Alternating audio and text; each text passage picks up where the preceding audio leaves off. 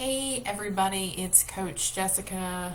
There's a little bit of a delay on my screen. I was just saying there's a little bit of a delay. I think I'm actually live now, but coming to you live this Tuesday afternoon with a really important question that's been heavy on my mind and heart today. And that is, do you really want to be free? Now, I know what you're thinking. And I know what your initial knee-jerk reaction was. And of course, it was like, what kind of question is that? Of course, I want to be free. But, our behavior always speaks louder than our mouth. What we do shows the real desires of our hearts, right? And so if you are saying with your mouth, I want to be free, but then you're not using the tools, participating in the group, taking the steps that you're being taught towards freedom, it means that that's not true. So I'm going to challenge you. If you're someone who said, yes, I want to be free, but you're still doing things or not doing things that will lead you to freedom, I really want to challenge you today. And here's the biggest issue with freedom. It can feel a little bit scary when you start to think about it. If you've always lived in a disordered life, if you've always, as far back as you can remember, had food as your fallback, as your crutch, as your buffer, if you've always had that, imagining your life without that as a buffer can be scary.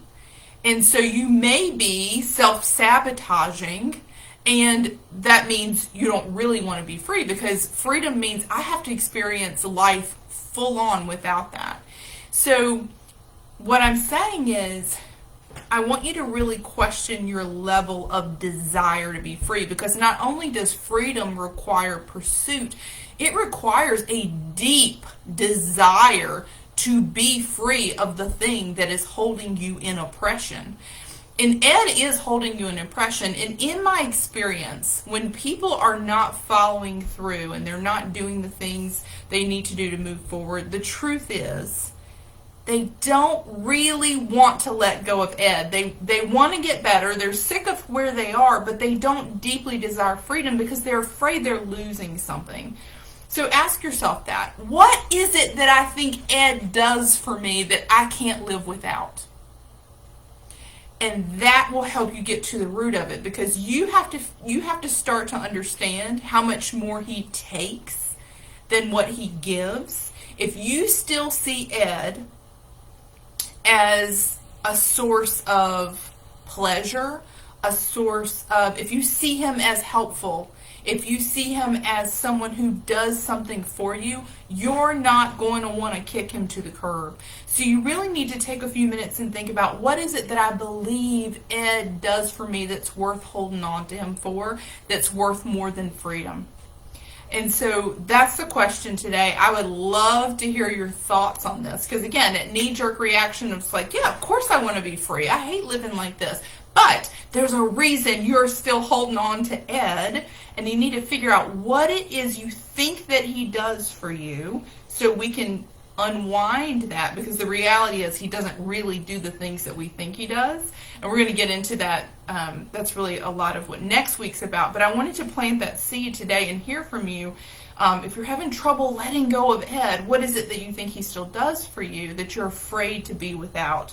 So again, just sort of give me your comments, let me know what you think, and we'll start to work through those. But we got to be ready to let go of what has been completely. You can't straddle the fence at all on this. You got to want out. It's like ending a relationship, right? If you're still kind into the person, even though they've hurt you, they've abused you, they've treated you poorly, they've made you sick, they have lied to you, but you still kind of don't want to fully break up with them. You want to sort of you don't want a clean break. You want to sort of keep a connection with them. Some of you guys are like that with Ed. It's because you still think they're doing something for you, and you're not willing to either be alone, or you're not willing to face the world by yourself, or whatever it is. Again, whatever it is you think that person or that thing is doing for you. There's a reason you're holding on. So do some deep thinking today. Let me know what you come up with. I'm really curious to hear from you guys. See you soon. Bye.